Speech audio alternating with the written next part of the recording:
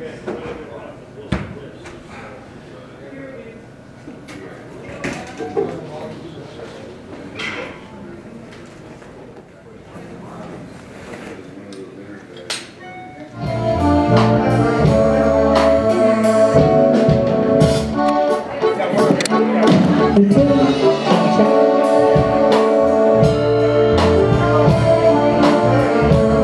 holidays, everybody. Pasaste a mi lado con gran indiferencia. Me llevé hasta la vida pensar que me olvidaste, saber que mi desprecio merezca yo de ti.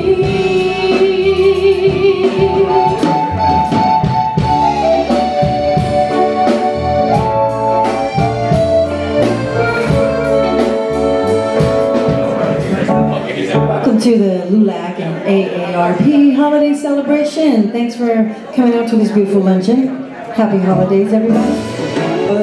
It's just my imagination once again, running away with me.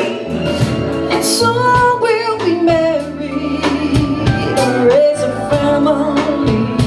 Oh yeah, and a cozy little house out in the country with 2 children, maybe 3. Yeah, is it all with me? I tell you, it's just my imagination once again, running away with me. Oh, I tell you, it was just my imagination running away with me. Away.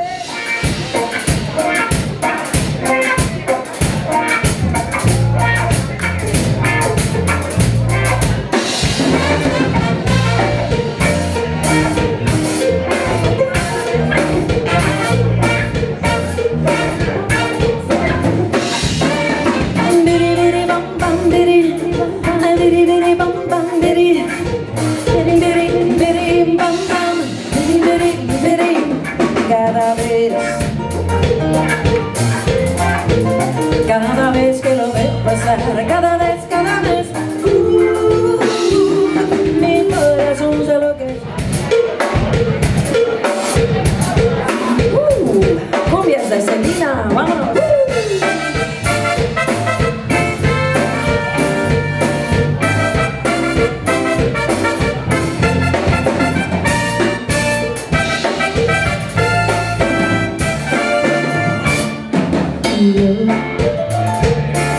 Te di todo mi amor y más, y tú no conoces lo que es amar. Happy holidays, LULAC, where are you at today? Yes, AARP, straight up band here to share the holiday season with you and celebrate joy and love for everybody.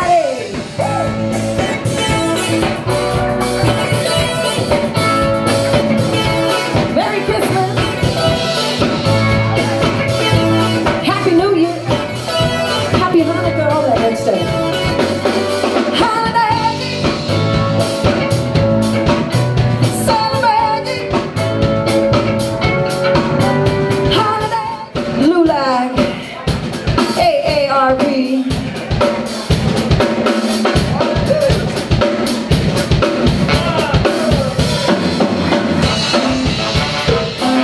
If you want to dance, we got a big dance floor. If you want to dance in your chair, that's all right. Yeah. I was just going to say, oh, you could just dance in your chair and do that whole thing. All right, very good. Thank you. Welcome, everybody. Welcome to LULAC's event. We are very excited to be part of this event as AARP. We are close to Christmas. It's our holiday times, time for celebration, thanks to give thanks for many things that are happening here in Arizona. for our Latino community. We have many things to be thankful and happy for. And this event with LULAC and AARP, we want to welcome everybody to this celebration luncheon. It's Latinos Next Steps. And let's hear it one more time for Straight Up. So it's like you have my playlist. You have my personal playlist with Selena, Madonna. You are on point, sister. Nice job. Thank you. We're going to do the color guard, the national anthem, and then we'll continue the program. But also, how about LULAC? Let's give them a great round of applause.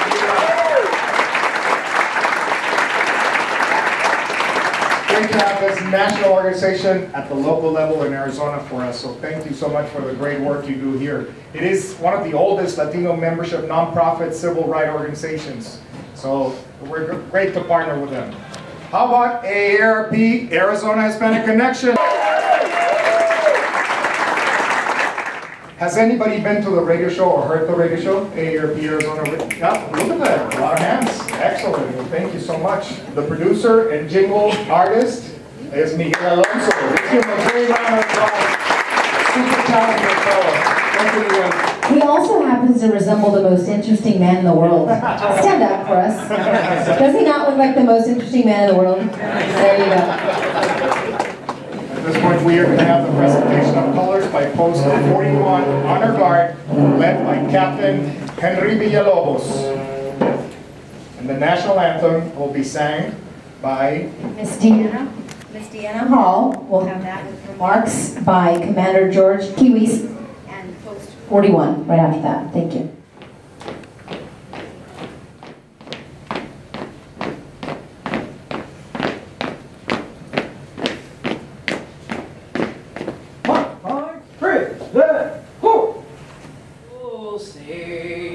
Can you see by the town's early lights, broad stripes and bright stars through the perilous fight, and the rockets red glare, the bombs bursting in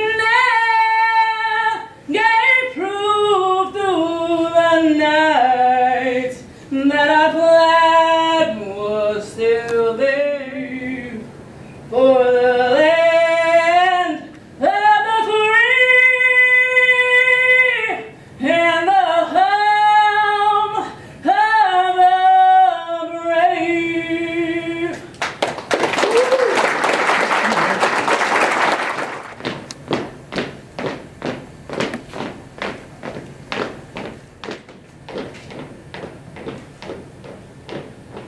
I would now like to invite to the podium Commander George Kiwis with Post 41 to make some comments.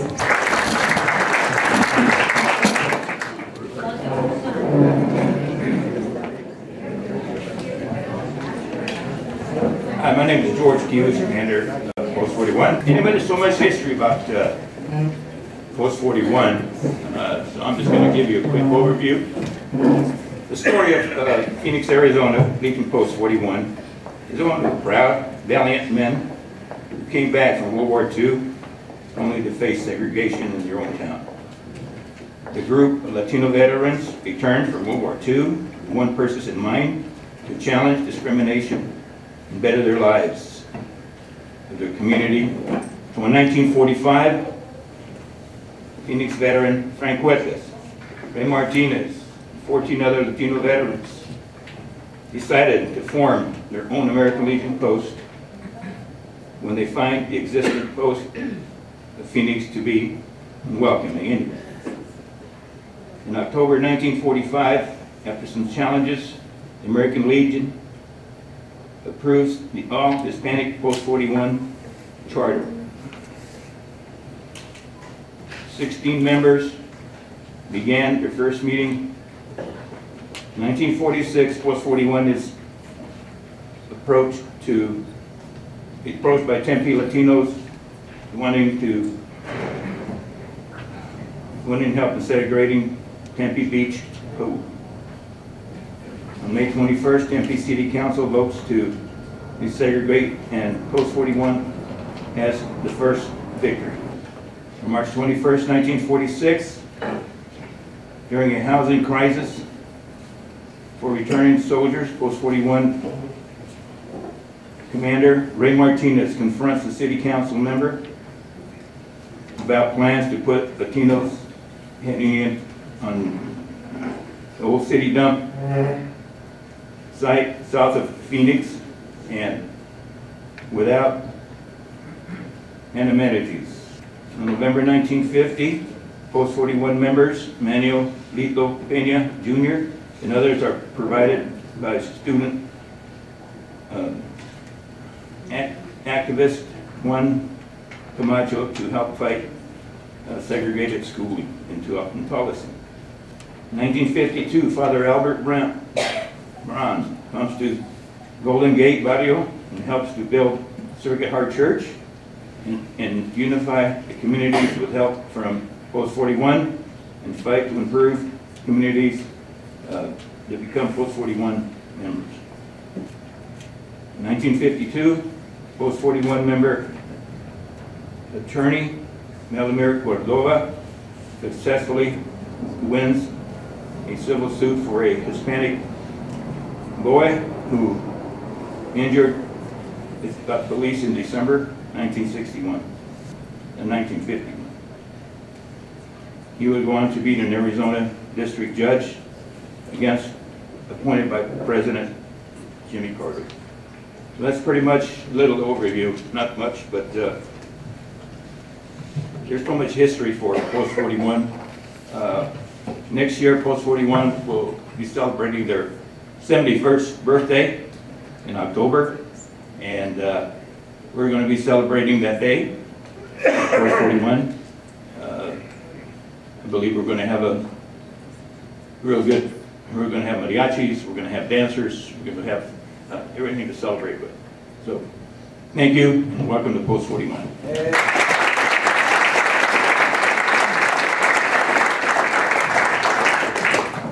I asked that question because how many of you guys, we get to go to a lot of events, right? We're very blessed in our fields. You go to very high-end events, to me, coming back in this room today felt like home. It felt like my roots in New Mexico, my roots in Texas. It felt like coming home. So I am much more comfortable here than I am at a lot of high swanky events that I get to go to and MC. So Commander, thank you so much for all you do for our community. This is truly where the rubber meets the road. So thank you to LULAC and AARP for bringing us here today. We have some folks we want to recognize as well. Absolutely. We want to recognize a couple that are icons in our community, in our Latino community, and that have dedicated their lives to advocacy, a lot of work in the well-being of our community. Let me start with Rosemary Wilcox, County Supervisor.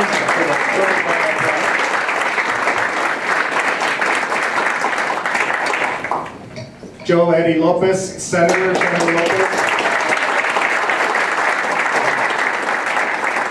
And his beautiful wife, Rosie Lopez, and she has dedicated so many hours to advocacy. Did I miss any other dignitaries? We have a lot of very important people in the house, but thank you to everyone. Martin with Friendly House, we have Kurt with Valle del Sol, so thank you to so many people that have done wonderful work in the community in Phoenix and Arizona in general. Welcome back to the program. Can you guys hear us nice and loud and clear now? I'm going to try not to yell into your ears. How was the food? Good tacos? Very good. Wonderful. Well, we're going to continue with the program. With 2017 coming to an end, this year it's about celebrating resolutions and things that we've accomplished. And again, as we've mentioned earlier, today's event is all about Latino accomplishments in the community. And again, we've had so many. It's also about hearing what's next for our community as it relates to education, as it relates to health and financial security. I would now like to introduce LULAC Representative Richard Estrada. Now, as you know, LULAC is the host of the event today and this celebration luncheon, and Richard is the State Director of Arizona LULAC. So please welcome to the podium, Richard Estrada. So my name is Richard Estrada. I'm the state director for LULAC. I want to talk to you a little bit about LULAC. So LULAC, we started in 1929, and LULAC started because, and it has to do with where I'm at right here. A lot of gentlemen came back from World War II and they were not allowed to own homes. So we had these Mexican-American men from Texas, but mostly Mexican. I say Mexican because Texas is 1 foot away from Mexico, it's next to Mexico. So we had a lot of Mexican-American men and other Latinos who were being advocates for themselves, and they had learned to be advocates because the U.S. government showed them how to be advocates, because they had to bond and be together as a group and be strong as a group so they could survive at war. And so when they came back, they knew that they couldn't just speak out on their own. They knew they had to form as a group, because as a group and in numbers, you can make things happen. So they formed LULAC. With the help of the NAACP, they took us to Toronto, Canada, and we actually formed LULAC and associated there, just like the NAACP did 1 year prior to that. And the reason why they had to do that there is because the US government would not allow them to do it here in the United States. And mostly because of the segregation and of the issues that we've had in the past and that we still currently have. So from that point, they did very well. 1930, they were allowed to actually end up owning homes in Texas, and they formed the Latin United League of American Citizens, which is LULAC. And in that year, they also went to the school system, and they started wanting to desegregate the schools because there was segregation at all the schools in Texas. So in 1930, LULAC brought that to the forefront, and in 1931, they actually won a case in Texas. I forget the name, but that case is the precedent which started the Brown and Brown case. So we're very proud of that. Here's another tidbit about LULAC and what LULAC does. You guys know about the Head Start program? Everybody knows the Head Start program, right? And if you've seen the Head Start program, it has a logo. You know what the logo is? The insignia? It's LULAC. But it doesn't say LULAC in it. It just has our little LULAC insignia. There was a group in Texas that started a program called the Little Red 300. And what that was an assimilation of words, English words, so that immigrants who brought their children to work in the farms in Texas could send their kids to school. Because the LULACers saw that, wait a minute, all these kids are here and they're not in school. How come they're not in school? And what the educators were telling them, well, they can't go to school because they're only here for 4 months. Their family's here as migrant workers. They're here to work on this for a short while and then they're leaving. So they can't go to the school. They don't speak English. There's no way for them to assimilate or to be in the classes. They waste time. So he developed a program of the words, the Little Red 300. There were 300 words for them to learn, and it did so well that in the first year, the state saw how well it did. They developed the program and implemented it on their own, and after 2 years, the US government took it from the state of Texas, and they made it a federal agency, and that's Head Start program. And that program's been running well for over 50 years, you guys. And so that'll tell you a little about LULAC. You know, nobody talks about that. I'm probably the only person I know that talks about that, and it's very important. I went to a meeting in San Luis a while ago, and I went to go give an award to a lady who works for a company out there. And they were all migrant farmer workers. And I'm like, what am I gonna talk to them about? And I talked to them about that. And believe me, it hit me too, to think that, man, the work that we do, it's really important. And it's really done a lot of importance. And so we are, as LULACers, we're grassroots organizations. So those LULACers in Texas who started that, it was a group of 5 or 10 men who started. It was actually 19 that ended up being the first 19 members who started LULAC in Texas when they started in McAllen, Texas in 1929. So we're grassroots also. So I'm from Tucson, Arizona. My family's from Nogales, Arizona. My uncle's a sheriff, Tony Estrada. He's been the sheriff there for 16 terms. He retired and went back to be sheriff because they wanted to be sheriff there. He is the best sheriff in the United States, you guys, okay? Not just because he's my uncle. Not just because he's my uncle. But right now he has the longest tenure of American sheriffs, and he has the second longest in American history of American sheriffs. And for a Mexican American from Nogales, that's a pretty big deal, you guys. That's a pretty big deal. My uncle, he's a very good man, and I have a lot of shoes. I have a lot of shoes that I have to fill to get to where he's at. And so I'm trying to do my best. Here in Phoenix area, we have a lot of good people. We have our older LULACers, we have our newer LULACers, and we have the LULACers that are a part of this community. I have to say that I thank David Para for being a LULACer, because he's a LULACer. David Para, he is an AARP employee, and he does his work, but this gentleman also is a LULACer. He's been to other events on his own personal time, put in his own personal work for the community, and we appreciate that, because us as LULACers, we're all volunteer. Us as LULACers, we're all volunteers. I'm a volunteer. We're trying to do the best that we can, locally, state-wise, because I am the state director, I am the state office, and I am a national board member as a state director, and I am actually the youngest on the board, so I am very proud of that, because, thank you very much. I want to talk about the American Legion a little bit, you guys. When the color guard came out right now, and they did that, that was really beautiful, you guys.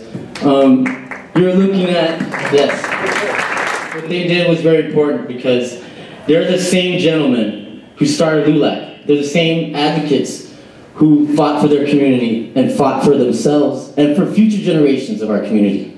And so when I saw them, man, it breaks my heart. My father was an Army veteran, Vietnam vet. He was Armory Division, and he got a full scholarship to ASU. He came here one semester.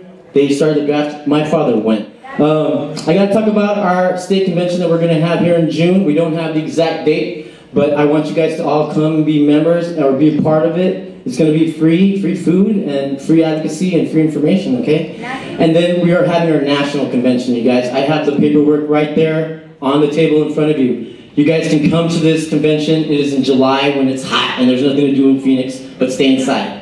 And so you can come to this event. It is free. We are going to have dignitaries from the community, from the state, from national. We are going to have athletes. We're going to have actors, actresses. We are going to have entertainment for you guys. We're going to have free food. We're going to have, opportunities for jobs. We have a health fair. We have an expo there, a career expo, a job expo.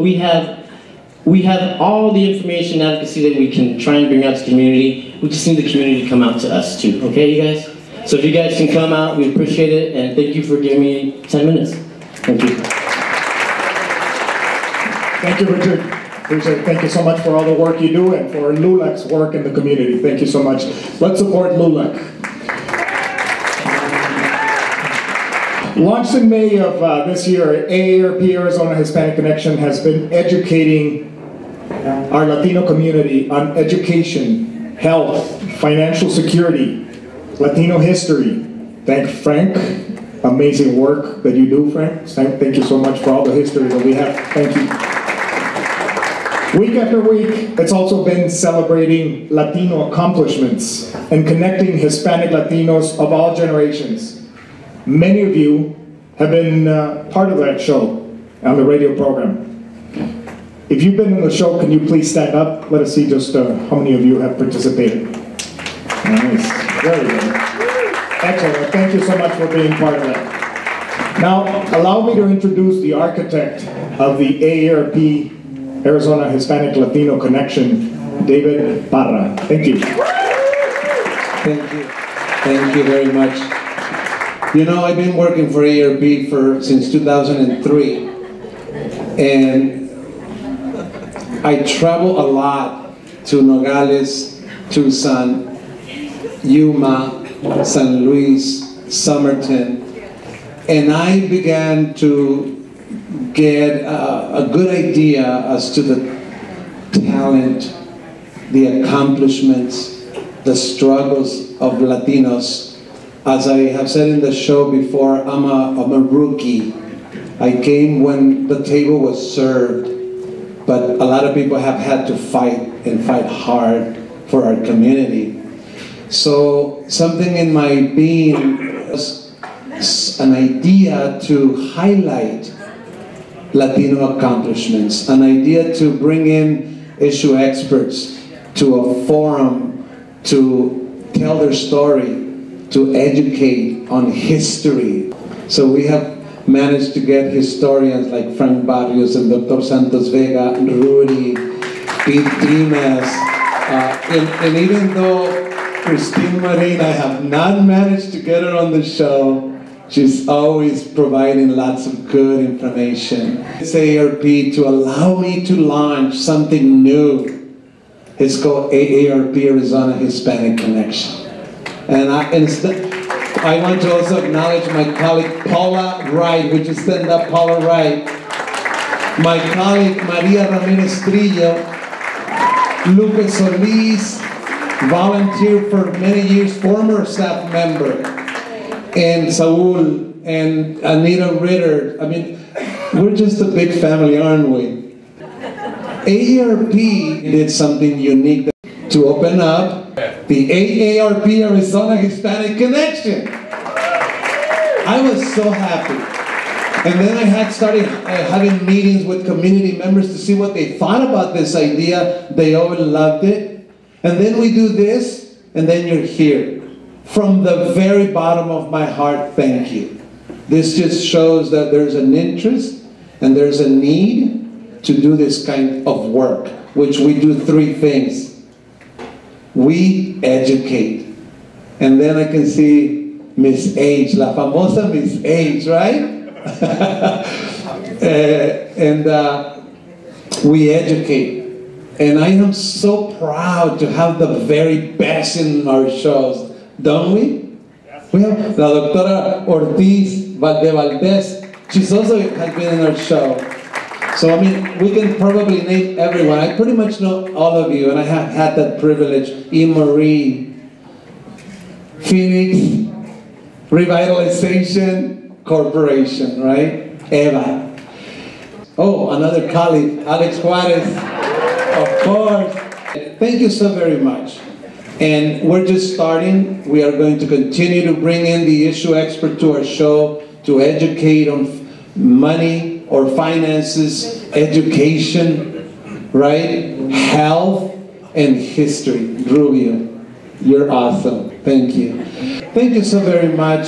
I really hope to have each and every one of you at some point in our show.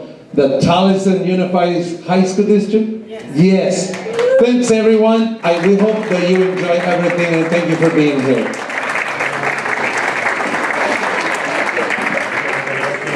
Please give it up again with a lot of passion in which he spoke as well from Mr. David Parra.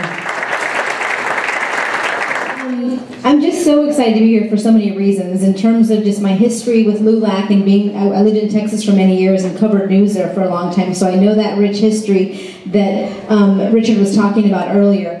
And in terms of AARP, just what you guys do and what you're doing in the community, I'm noticing, and the community is noticing as well overall, so thank you guys for that passion. It's definitely seen and felt. An important issue to all of us in the community, Hispanics, doesn't matter what your race is education. There has been much progress in that field, but as we all know, much is needed, as well as many more challenges that we must overcome and endure. Now to address Latino next steps in education is Dr. Gabriel Escondrias, Jr. So please welcome Dr. Gabriel Escondrias to the stage. But I wanted to start by first thanking AARP and of course LULAC, and also Post 41. And looking at everyone here, I know you know what the issues are. I know you know what the challenges are, because a lot of you have been the solution to the problems that we've had.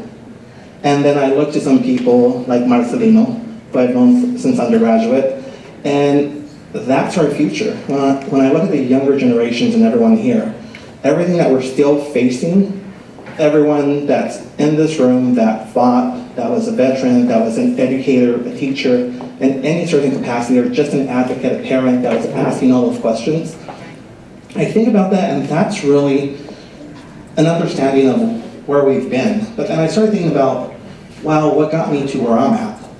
And being here is a homecoming for me, because I attended quinceañeras and weddings here at this location. My mother, in 5 days, it'll be a year since she passed away, and we were at St. Anthony's down the street, but a story that came up was that when she first came here in the 70s, Friendly House is the place she would go to down the street to look for jobs. And I grew up going to Grant Park across the street. I went to Sylvester Herrera. I'm a Bobcat with Central and the Sun Devil for each of my degrees. And I say that because if it wasn't for my mother and all her hard work, and also for my father, who was a union laborer, every time I drive with my dad around, it doesn't matter, we're going to the airport, he's all, mijo, yo trabajé en esta construcción haciendo este tower aquí. Doesn't matter where I'm at in Arizona, my dad will point out exactly what job he's done. And after I graduated from high school, I remember I was working since the age of 16 at Pete's Fish and Chips. And I guess my parents thought I needed a harder job, so he made me work construction with him one summer. So of all the months that I could have worked in construction, he decided I should go work June and July before I started college. And that particular job was working at the towers at ASU. So we're working in their facilities where all the water gets through, and you can only imagine how burnt I was by the end of that summer. And I was so happy to go back to Pete's Fish and Chips after that. But I kind of share a little bit about that because my parents are my foundation. And when we think about what are we doing with our children, when we think about the next steps, it's really continuing what you're doing. A lot of my work over the last few years has been focused more on girls of color and STEM. So I was the manager for the Center for Gender Equity in Science and Technology. And it takes you, if you're an abuelito, a great-grandparent, a brother, a sister, a niece, telling a young lady that you're raising or you have an influence over that they can be an engineer, that they can be an astronaut. One of the best things I did, we did a lot of work with the White House, but we also got a lot of people from NASA involved, especially first African Americans, first Latinas, that were all astronauts. And it's really shifting that dialogue. So everything that David's doing is so key right now because he's bringing to our community what it is to have a plática around the issues of substance and of importance. A lot of times you take it for granted, so having the dialogue as far as what the expectations are. The other item, because we are talking about 2018, it's really being able to demand and expect a lot more from your elected officials. There's no reason that someone that you're voting for should not make an education a priority in our state. If we don't have education as a priority, that's because we did not vote correctly. So when we talk about all the things that the state could be doing, well, it's up to us to make sure they're listening to us. And the best way they can listen to you is by you actually going out and voting, getting your neighbors to vote, getting your friends to vote, and getting the right people in place. But you are the vote, and you are the key vote that can actually change who's managing, who's setting the agenda, and who's setting the priorities based on what you want. And then I always talk about, well, if you think education doesn't matter because you don't have kids in your life, well, then I talk about children, unfortunately, are workforce. At some point, you're going to need someone to care for you. A nurse, I'm sitting with all the healthcare people. You're going to need a nurse. You're going to need a qualified doctor. Maybe you're going to want a gainfully employed grandchild or son or daughter to actually help support you or help contribute to your finances. And that's really what education does. It's really putting the focus more on the workforce. Chris Camacho wrote something a couple months ago where he was really speaking a lot more to how Arizona is becoming more of an entrepreneurship hub. How we're attracting so many jobs away from Silicon Valley. And that's actually of really importance for us to really think about and figure out how we can expand partnerships. If we can get more of those people to come on board, that means more jobs. But when we think about more jobs, we also have to consider the workforce that we're creating through the education pipeline. Are we actually making our students competitive? Because it's fine and dandy to bring new jobs, but if we're not actually producing well-qualified youngsters to take on those jobs, then they're going to start bringing people from out of state. So a lot of things for us to discuss over the next year. We've heard a lot of best practices. So we heard about Aguila, we heard about their new grant, and what they're also doing to attract STEM, and how they're infusing that curriculum into it. We also heard about the Maricopa Community Colleges, the largest district in the country. They easily have about 260,000 students every year. We talked about a lot of partnerships with either through U of A, NAU, or ASU. And I'll end with higher ed because that is my profession. And I just ask you to never look the other way when it comes to higher education, when it comes to funding. As you may know, K-12 has suffered, but so has higher ed. When that funding went away, Maricopa Community Colleges currently gets zero money from state funds. Yes, they get local taxes, but that's not the same. Our state universities are still slightly coming up. And even then, they still manage to do just quite well. For the third year in a row, ASU has been named the most innovative university in the country. And you know, who's the competition? Stanford, MIT, and ASU does just fine. So think about how we can actually give more to higher ed. Because higher ed actually employs a lot of people, and the economic wealth that they actually contribute to our community, something that goes, a lot of people look the other way as though we're not contributing. The reality is, we're educating our kids, we're employing our community, and then we're also attracting new monies. So when we look at the amounts of money that they bring from grants, that's also just creating more jobs and making some jobs a lot more sustainable here. Let's continue the practicas for 2018 and really think about how we can actually make a difference and how we can contribute. But thank you everyone, and hope you had a blessed lunch, and I'll pass it on. Thank you very much. Muchas gracias. Good work there. So health is another issue we are concerned about within our communities. From access to health care, social determinants of health, and personal responsibility, health is definitely an issue of importance for Latinos. Here to address Latinos' next steps in health is Dr. Felipe Gonzalez Castro. In his current job, Felipe serves as professor and Southwest Borderlands Scholar in the College of Nursing and Health Innovation at Arizona State University. Please help me in welcoming Dr. Felipe Gonzalez Castro.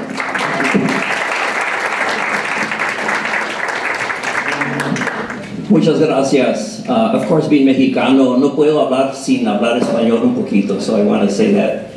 As an immigrant, I grew up in a small community in California, and it was lower class. It was very rural, and so I had kind of a rural-urban dichotomy. Así crecí. One of the things that got me interested in health was that there was a clinic there that people in the community would go.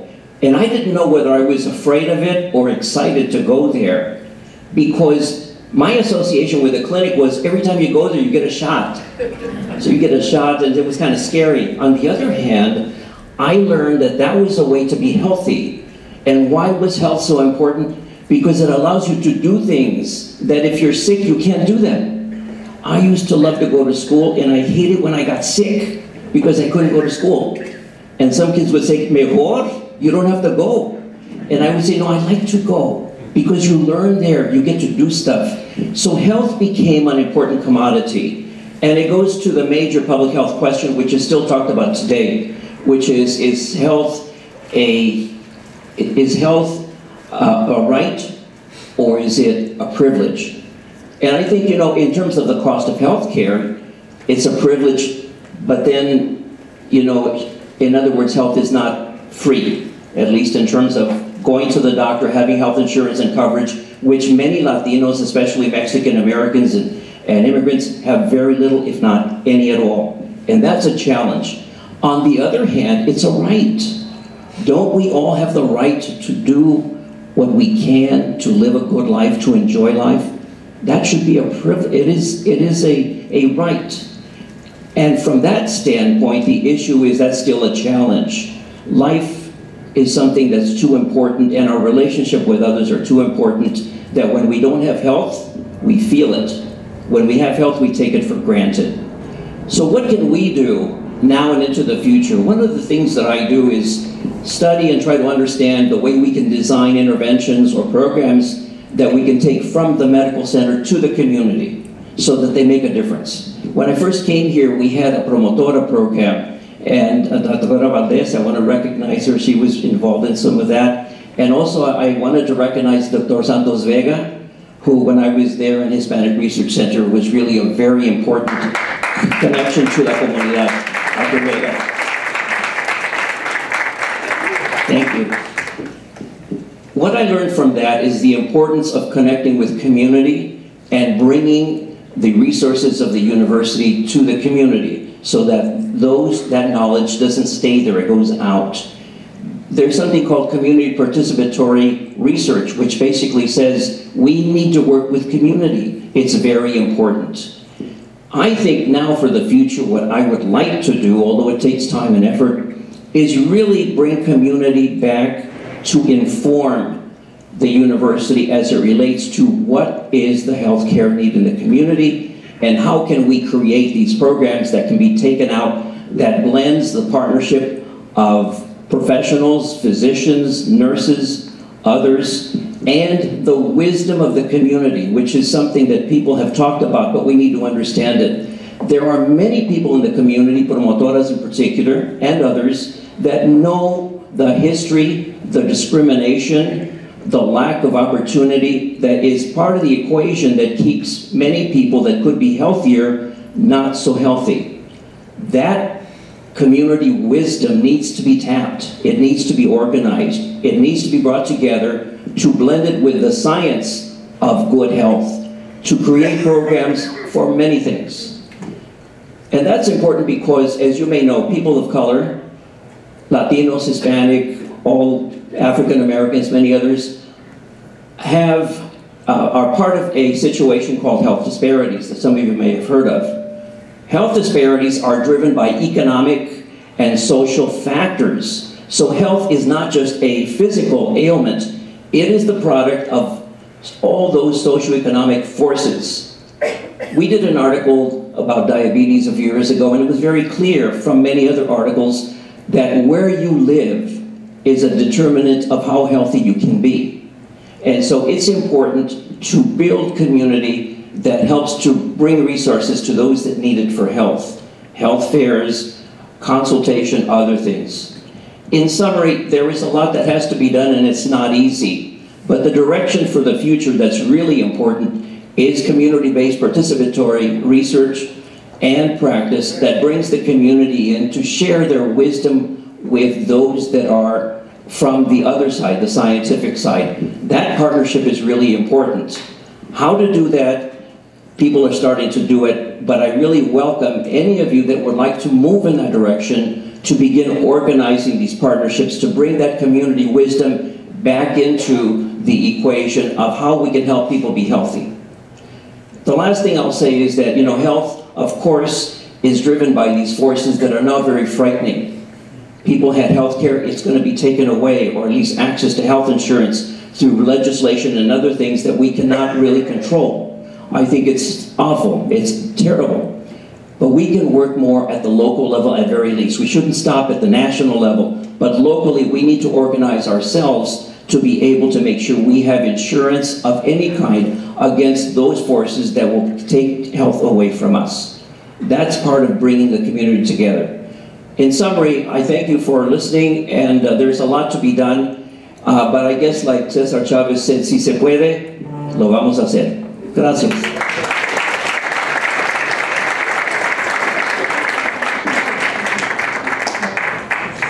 So we've talked health, we've talked education, we've talked community activism. The last piece of the puzzle that we're going to cover today is financial security, and who does not want to be financially secure? We have someone special to talk with you today. Her name is Sandra Saenz. She is here to talk to us about managing our finances, our savings, and protecting our assets, and as well as preparing for retirement as a whole. She is the CEO of Dream Team Communications and currently Marketing Director of Trellis, a nonprofit housing agency. Sandra started a company in Europe. She lived there for 20 years, and she traveled to 32 countries. Total goal of mine, by the way. She is the author of a book called Bring Your A Game.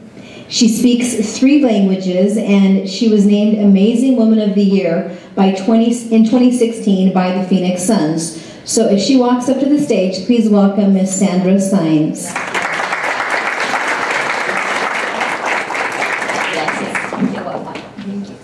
Dos tejanas.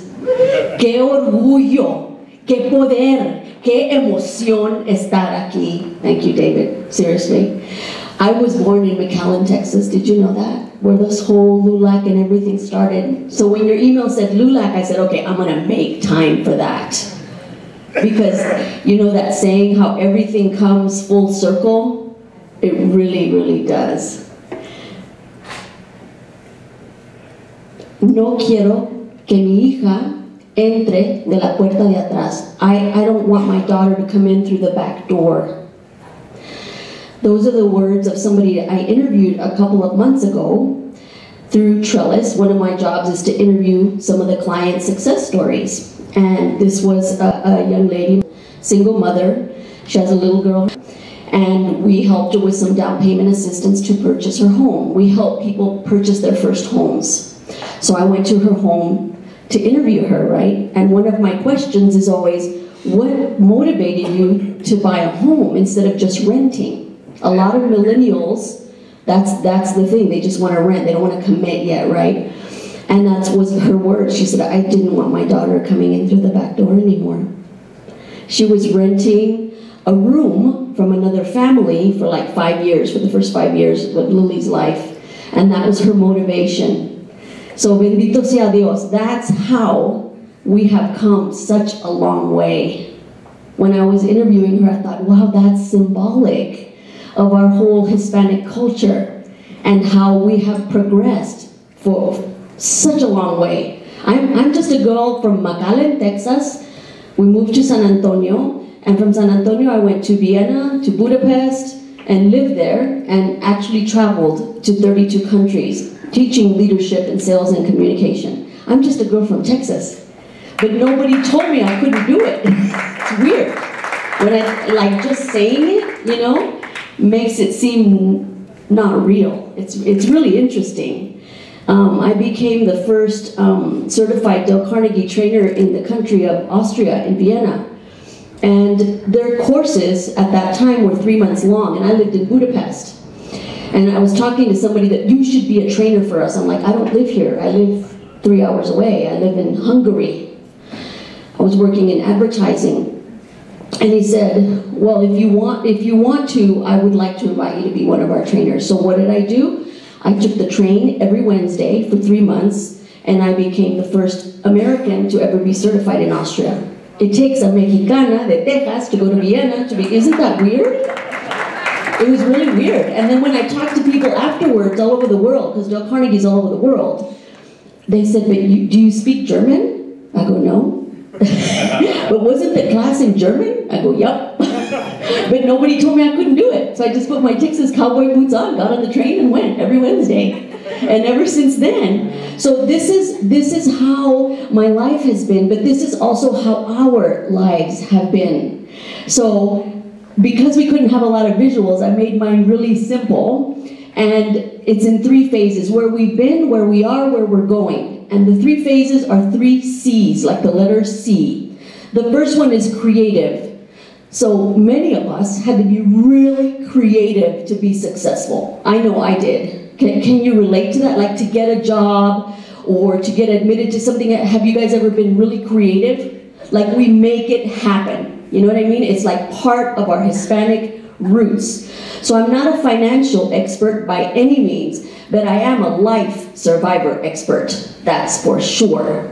Going from Texas to Budapest to become a manager, I had to work 4 times as hard. I always tell everybody 4 times because 1, I was a woman. 2, I'm Hispanic. 3, I might be tall. And 4, I was in another country. So I really had to work 4 times as hard, and I had to be really creative. When I was like 14, I wanted to work at Pizza Hut. There was a Pizza Hut in Texas that was like half a mile away. And I didn't really want to work at Pizza Hut, but I loved pizza, and my family needed the money. I was, you know, a single mom. My mother was a single mother, 4 of us. I'm the oldest.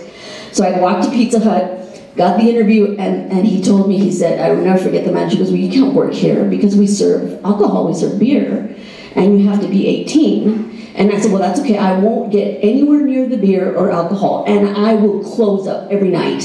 And, you know, everybody hated close. So it was really good because I got to close and I got all the pizza that was left over from the buffet. So my brothers and sisters were like, Sandra's working tonight, it's gonna be pizza night. So you know, you can be so creative when you want to make something happen. Same thing, that's the same thing that happened in Vienna. Yeah, I'll go and I'll do my stuff in English and you guys do yours in German. So creative is the first one. We've had to be so creative as a culture to get to where we are. There was a study, it's a year old, but there's a study, we talked about entrepreneurship, and all the entrepreneurs in the world, who has the best, most positive default attitude to be an entrepreneur, what country do you think that is? It's Mexico. Mexico is ranked #1 China was number 2. Because they're also, the Asian people, you know, they'll start a business, they're right there if you give them a little space, right? So we're like that too. And that's why we're attracting so much business in Arizona. So creative is the first one. The second phase is conquered. We have conquered a lot of things. We've broken a lot of cycles, a lot of misconceptions, a lot of myths. You know that the saying, knowledge is power. You guys heard that saying? It's a lie. It's a lie. Knowledge is not power. Using the knowledge with action, that's power. And we, Hispanic, Latino people, really know how to take action. When we take action, that has a lot of power. And the third one is capitalize. So the first one was what? Do you guys remember? Creative. The second one? Conquered. I love that word. Don't you love that word? And the third one is capitalize. Now, where we are now, we're huge. We're not a minority anymore. I'm from Texas, where Hispanic people have not been a minority for a very long time. We're the majority. So right now in the United States, Hispanics are 18% of the demographic. By 2000, that's not a minority. By 2060, we're supposed to be, the projection is 30.8%. The purchasing power of Hispanics in the United States is $1.4 trillion, not billions, not millions, trillions. That is larger than the entire GDP of the country of Mexico. That's a lot of power. That's a lot of impact. So what we need to do now is capitalize on all that impact. So we're big in numbers. We are no longer the minority, so we need to stop acting like it. So the third one, capitalize, can also be claim your power. All we need to do is claim our power because it's already within us. It always has been. It always has been. It's just when people tell you you don't have it, you think. See, I moved away to Europe when I was 30. I went by myself. I don't know what possesses me to do these things, but I went just because it was there and somebody offered it, and I said, yeah, I could do that. I didn't know any better. It was the most difficult thing I've ever done in my life. But what got me through it was 3 things. One, my roots, definitely my Mexican roots. Because, you know, you can imagine it was not easy to go there alone. There was a lot of misconceptions, there was a lot of prejudice, there was a lot of, you know, she's another American that thinks that they know everything, that kind of thing. So my roots was the first thing I would always think back. You know, what would Wilita say right now? My grandmother, Doña Leo, who was the one of 9 orphans. She was orphaned when she was really young. It's a very powerful lady. That was one, my roots. Number 2, my faith. My mother always taught me to have a lot of faith and belief, not only in yourself, but in others and in the world. And the third is good old hard work. So there's one thing we know how to do, and that is work hard, I think. So on the tables, there are these little frogs. You guys see them? I left some there. That's for the next steps. So in conclusion for all this, right? We've been creative, we've conquered, and we now need to capitalize. So the next step is, I was inspired by this small paperback book. It's called Eat That Frog. It's by Brian Tracy. And it talks about, it's about time management, actually, and being successful.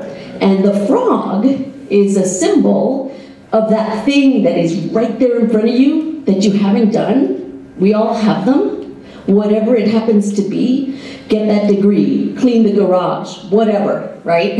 Those are all frogs. So now where we are as a culture is we need to capitalize, claim our power, and eat that frog. Educate our people, right? Make sure we have plans, because now the education portion is way, way better. The health portion is way better. We now know how to make money. We know how to position ourselves in places of power and influence, right? But now we need to make that last for the future generations. And so in order to do that, we need more financial literacy. We need more retirement planning. My parents didn't teach me any of that stuff. So that's where we need to take the next step. So we need to eat that frog and make plans for us and for future generations. Thank you. Thank you, Sandra. Thank you. So it's a bit serendipitous that Sandra is here today because she and I have never met in person, although I've heard about her for probably close to 2 decades, I think. The reason being, how many of you guys watch Fox 10, Channel 10? They have a phenomenal sportscaster, super close friend of mine named Richard Sines. That's her younger brother. So Richard Sines is her younger brother. I started my television history. I was a reporter for many, many years in Midland, Odessa, Texas. And Richard Sines was a general assignments reporter back in the day. So we both started in television together in Podunk, Odessa, Texas at K-West TV, and Richard Sines was there. So one of my most poignant life memories was Richard Sines and I going to cover Selena's murder and her funeral. And he and I were sent to cover that huge story in the early 90s for this NBC station in Midland, Odessa. And it was my first ever satellite live shot as a reporter, and the biggest story, obviously, of my career at the time. And I was very confident in what I was doing. I was very secure. I had Richard with me, one of my best friends at the time, and he and I were going to cover this. It was a tremendous, I still cry over her death, and a huge story. And I went to do my satellite live shot, and I bombed. I stunk. It was terrible. I failed, because there was this mixed minus issue that I could hear the reporter or the anchor talking twice in my ear. I literally stunk so bad that I was crying after the live shot, and Richard was like, it's okay, it's okay. And I'm like, I think I need to quit the industry. I'm that bad, I'm gonna quit. And Richard was like, take my 10 o'clock live shot. You can do this, you can do this. So he gave up his spot for me to try again, because I was about to quit in that industry. That's her brother. So that's the legacy that this family comes from. An amazing guy. So the fact that I'm seeing her here today in Phoenix, 20 years later, I know it kind of just all comes together. So thank you for who you are. Thank you to LULAC. Thank you to AARP. And just an amazing kind of coincidence of things coming together today. So there you go. Back to you, my friend. Thank you, Kathleen. Thank you, Sandra. We're going to wrap it up now. We want to be mindful of your time. Thanks to years and years of activism, lives dedicated to La Causa, Latinos today enjoy a pretty good space in the American life. They have managed to secure a seat at the table of power. Today, we see Latinos in 3 branches of government. Alexandra Acosta, Secretary of Labor. Sonia Sotomayor, Supreme Court Justice. Our very own retired Congressman Ed Pastor. Our current Congressman Ruben Gallego. Congressman Raul Grijalva, and so many more in the state. In Arizona, we had a Mexican-American governor, Raul H. Castro, along with a good number of senators, representatives such as Alfredo Gutierrez, Jaime Gutierrez, and many more. We have a robust list of current Latino legislators as well. There are Latino attorneys, judges, CEOs, teachers, Latinos with masters and PhDs, Latino council members, mayors, board members, and more. There's lots to celebrate, much to feel proud of. It's being on the boards, it's being in the city councils, being in government. We're doing it today. We're making that change. Even though, as we heard from our keynote speakers today, there is still more to do. But today, let's focus on celebrating our accomplishments. The space gained by years of lucha, years of struggle, thanks to so many Hispanic Americans who have devoted and given their lives to La Causa. We hope this luncheon was encouraging and inspiring. I want to thank Kathleen for being here. Thank you so much. Really appreciate it. So straight up, Mary, her husband, thank you so much. You guys are amazing. Keep it up. Many more years, 30 more years of success for you guys. To all the participants, everybody that has been part of AARP's Arizona Hispanic Connection, to LULAC, and everybody that has given a little bit into La Causa, the activism to make our community better. To David, thank you so much for coming up with the idea of the Arizona Hispanic Connection platform. So thank you, everyone. Have a great evening. Hope you enjoyed the meal. Real quick, I really want to acknowledge Council 284. They're over there. They basically, LULAC is a national organization, has councils all over the place, but it was Council 284. Please give them a hand. If you like the arrangements on the chairs and all the logistics, they are to be given the credit for. Thank you so much. I also want to acknowledge Campesinos Sin Frontera from San Luis, Arizona. 2 representatives are here. Thank you so very much.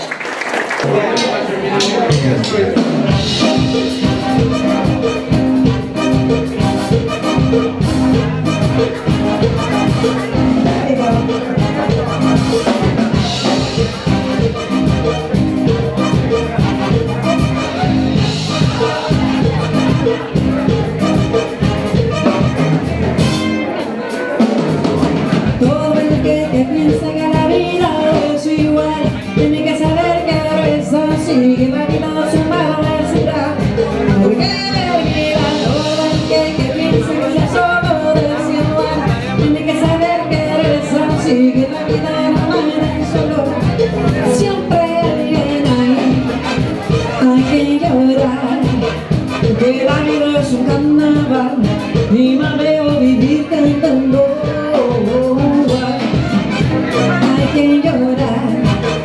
Que la vida es un carnaval y más penas se van cantando. Ay.